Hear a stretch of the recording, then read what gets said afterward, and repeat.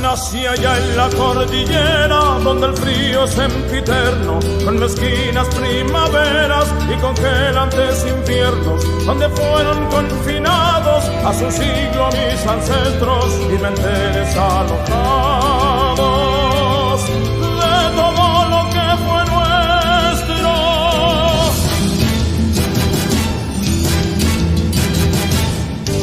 Es mi orgullo ser pehuenche, mi noble pueblo ancestral, libertad y consecuente, luchador y muy leal. El olvido, el abandono no nos han de doblegar, nuestro piuque es muy grandioso, nadie lo puede negar.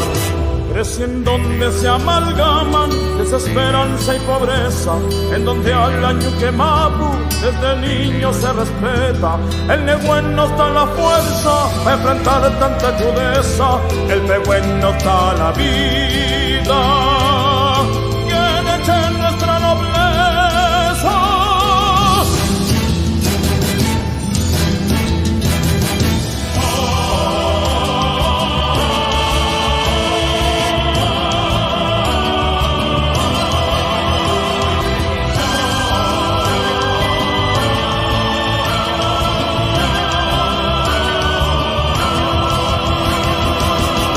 Hace largos años fuimos brutalmente despojados, allí donde nadie aguanta, el pehuenche fue olvidado. Creemos llegó el momento de no ser más ignorados y que el Huinca reconozca que nuestra sangre ha heredado.